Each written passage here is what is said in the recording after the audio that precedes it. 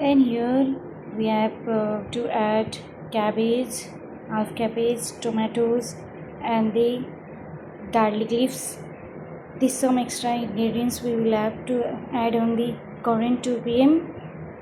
Let's have a hello guys.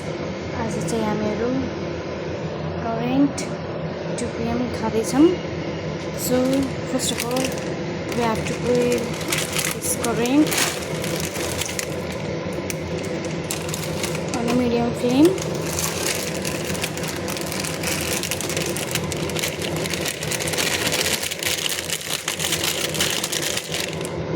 अब चाहिँ हामी एउटा प्यान लिने, प्यानमा हामीले तेल हाल्नु पर्यो.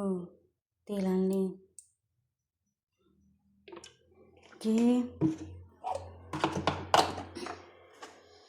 यो राति recipe for the current 2 p.m.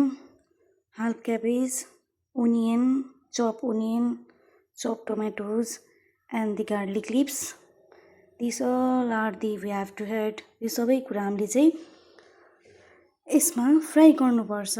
Fry गरेपछि अनि त्यसपछि हामीले 2 p.m. लाई त्यसमा एड गर्ने. एन्ड देन बाँकी चाहिँ कन्टिन्यू हेर्दै गर्नु होला. हेलो गाइज, अब चाहिँ तेल तातिसक्यो. तेल तातिसकेपछि अब हामीले यसमा प्याजलाई फ्राई गर्ने.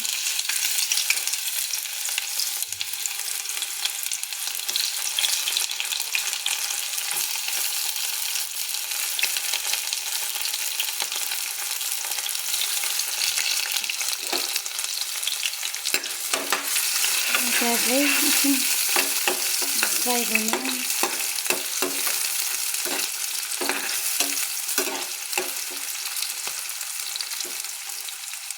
तेल चाहिँ अलि हल्का धेरै भएछ.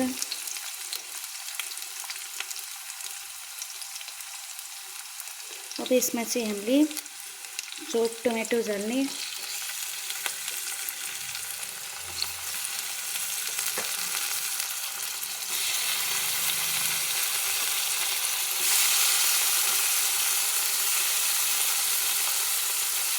अब एकछिनलाई चलाउने.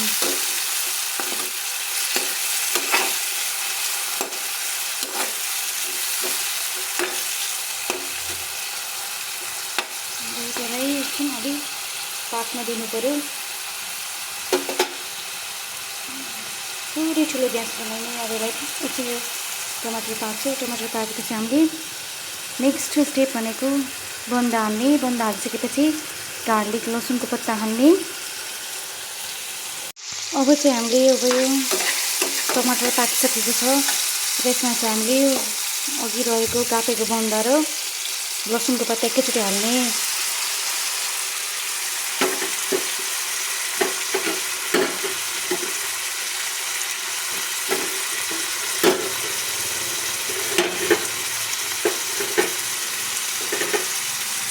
एकछिन हामीले चलाउनुपर्छ.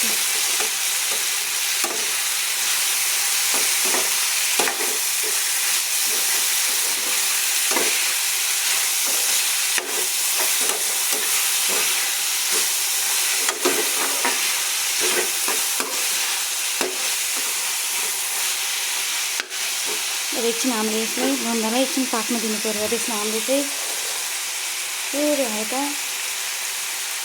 स्वाद अनुसारको नुन हाल्ने. आफूलाई जति नुनको स्वाद चाहिन्छ त्यति नै हाल्नु होला. And then we have to add थोरै मात्रामा हामीले बेसार पनि हाल्ने.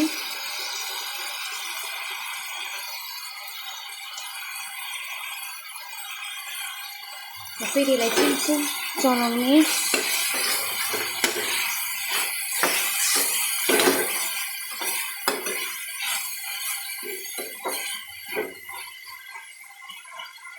अब हाम्रो यो रेडी हुँदैछ. अब यसलाई सानो मिडियम फ्लेममा राख्नु होला. After that we have to add some chilli powder.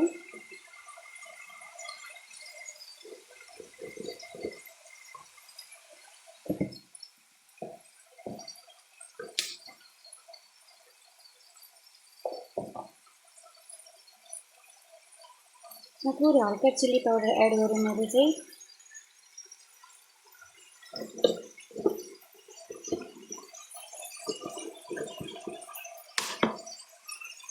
अब यसलाई चाहिँ फेरि चलाउनु होला।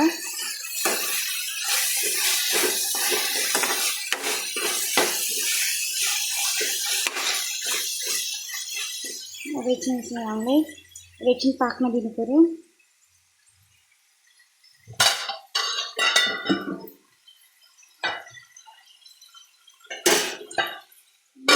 अब एकछिनलाई 5-10 मिनट पकाऊँ।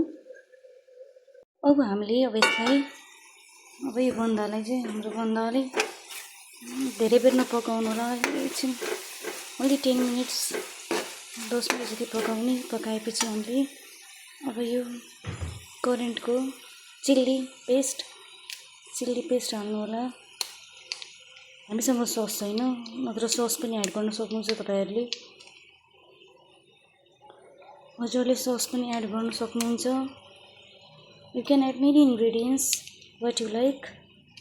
मैले चाहिँ यहाँ चिल्लीको पेस्ट हालेँ। त्यसपछि मसला, यो चाहिँ करेन्टको मसला हो।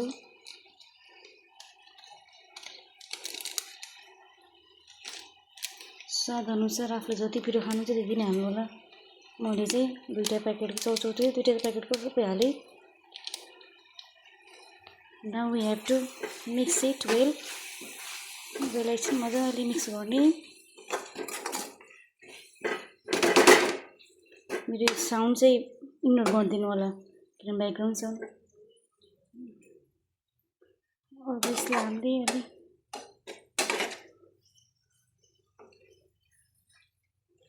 अब यसमा हामीले अघि नै बोइल गरेको 2 PM लाई एड गरिदिने। हामीले अब यो सबै मिक्स गरिसकेको छौं। And here is the current 2 PM is ready to eat. अब चाहिँ खानालाई चाहिँ एकदम रेडी छ। यो चाहिँ प्रिपेयर भयो। Let's have it together. अनि अर्को कुरा चाहिँ तपाईहरुलाई अरु के कुराहरुको इन्ग्रेडियन्ट्स म पनि फेरि नयाँ खानेकुराहरुको परिकारहरुको इन्ग्रेडियन्ट्स रेसिपीहरु सबै रेडी बनाएर हजुरहरुलाई देखाउने छु।